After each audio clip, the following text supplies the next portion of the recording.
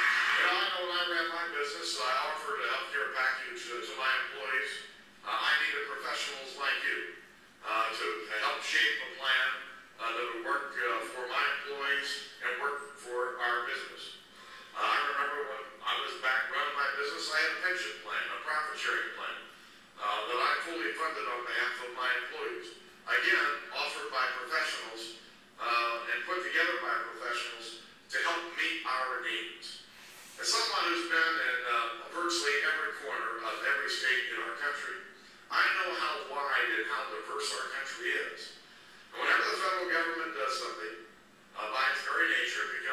one-size-fits-all approach for the entire country. And invariably, it never works. The National Association of Health Underwriters hosted an event that included comments from Steve Larson with the Centers for Medicare and Medicaid Services. This is a health hour. Thank you so much for inviting me here today. I really have been looking forward to the opportunity to speak with you today because there are so many important healthcare reform issues that we're working on. And I got to say, when I was a church commissioner, I had a lot of positive experiences with our agents and brokers and the underwriter community. So again, I'm really pleased to be here. You all, and I know this from my past experience, really are critical partners in the healthcare system and certainly in the implementation of healthcare reform that's going on now. There are so many opportunities ahead, and I know you've been working hard here in Washington and across the country to facilitate implementation in your respective states. And I just want to share with you this morning some of our thinking at HHS on some of the key issues relating to the implementation of the ACA, as we call it, particularly with respect to exchanges and state-based exchanges. The irony is that states who are fighting the Affordable Care Act are saying, we're not going to participate at all. That's the only time the federal government steps in. So they are basically asking us, the way the law's written, if the state won't set up the exchange, if the state won't do their work, we come in and set up the exchange. So you in New Jersey or New York or California or Florida have an opportunity to participate. So it's always So you been a set up the state exchange federal if they won't do it. You bet. And they don't want you to do that because, now actually, different states have different troubles. Certain states will say, well, if you set up benchmarks to the largest public policy, we won't be able to afford that because the state policies here in our state are much more, they have a lower deductible, their premiums are less, we can never afford that. Well, But on the other side of it, they might say, oh, well, you know, if we set it up to the state plan, that's a lousy plan. And people are going to suffer because they're getting matched up to a lousy plan. How do you balance that? That's well, I think that's a great question. and And you do there, that with your own service.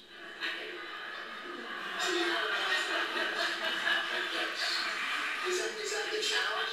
Is the challenge to balance it out for lousy states without naming names, without naming names, to the states that provide more?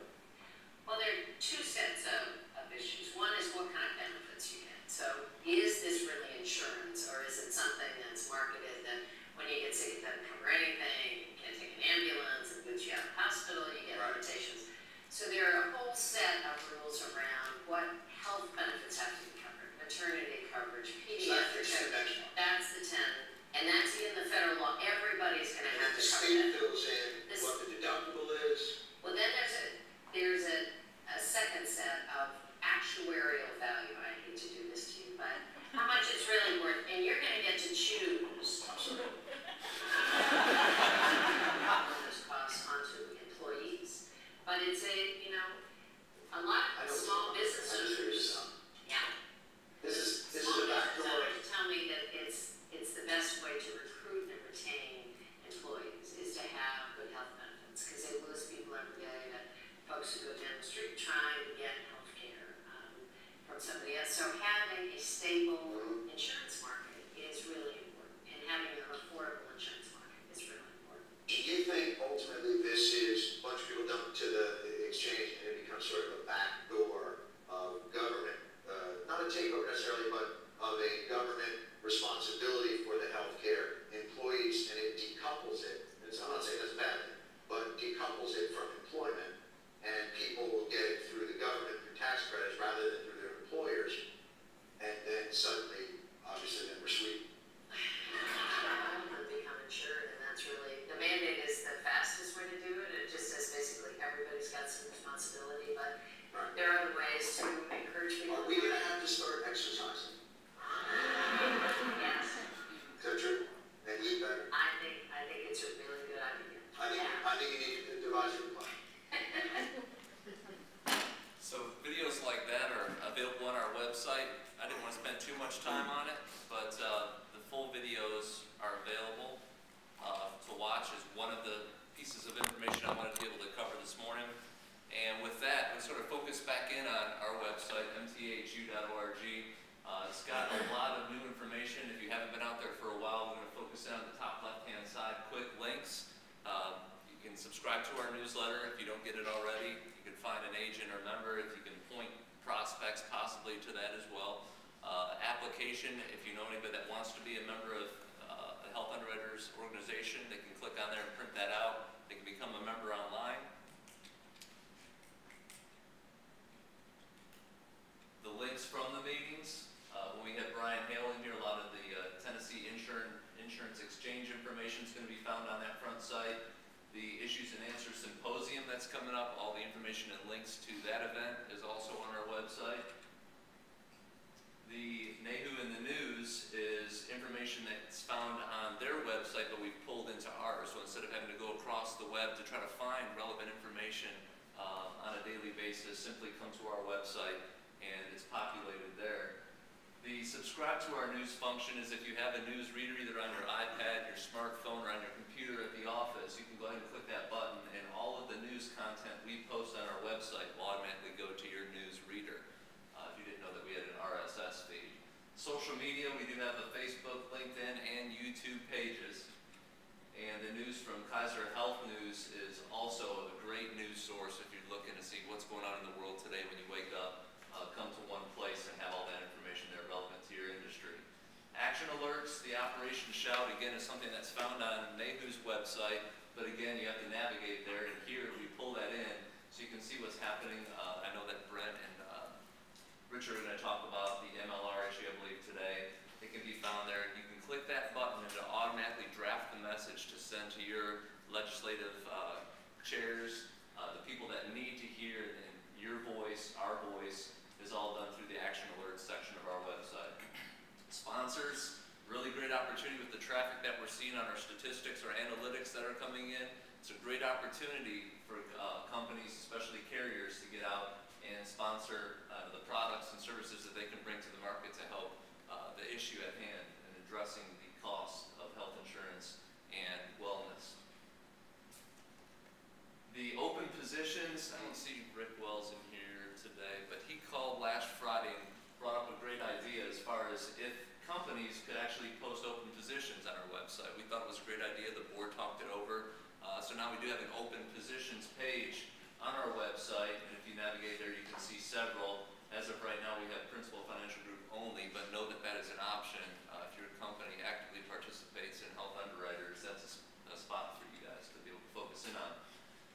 Traveling over to LinkedIn real quick, I know we had a speaker, Dan Ryan, that came by a couple months back and was talking about LinkedIn and why we needed to use it. We've been updating our LinkedIn page to include a lot of information that's coming down the pike. A lot of the stuff out of Washington, a lot of wellness. Richard and I on the right-hand side right here, we're looking at several different articles. One starts talking about accountable care organizations and the fact that about 60% of the population is covered under self-funding, and where are the insurance companies at risk if employers are taking in a lot of that risk factors. And they're saying by 2025, I believe, that could be the end of insurance companies. So it's an interesting, 2020 is an interesting article to go out there. So just know that LinkedIn, if you're not a member of our group, and you can see the name of it up there, Middle Tennessee Association of Health Underwriters, find us on LinkedIn and join the group and join the discussions. There's a lot of good content that's happening on a daily basis on that website. A little bit about our statistics. As of right now, our group only has 59 people in there. Richard and I are always pumping information in there. But if any of you all are out there looking at news sources, log out to here and post that link out to the group so the rest of us can kind of understand information that you're seeking, and we can kind of share that and be together as one moving forward. To wrap it up, I wanted to go into the benefits of being a member, obviously, from the national level, and the benefits that they provide. Guidebooks, training tools. We're going to go over a couple of them here. There's a lot of people asking, how do I navigate all this legislation that's happening? Is there a guidebook out there? There's discounts to members of National Association of Health Underwriters, members, us, that we can go out there and purchase these at large discounts. Again, a lot of us with our office looking at new computers, they tend to slow down every couple of years. There's a Dell discount there for computers, and it's a huge discount. I believe it said 30% off of some of the desktops and laptops. So take advantage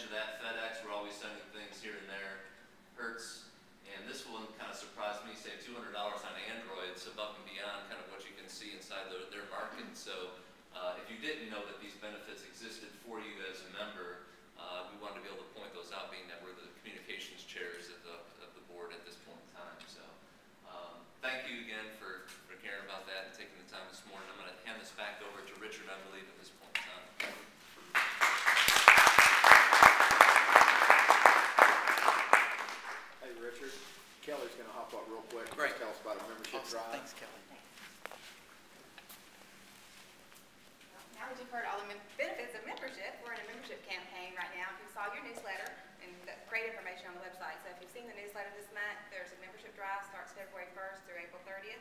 You recruit 4 new members, then you get your membership fee waived for a year. So if there's some folks in your office, new folks, new people you need, please get them in our group. We have a lot to offer, and we just want to all stick together as we grow our membership. Okay. All right, if Jim and Chuck would make their way up here to kind of want to do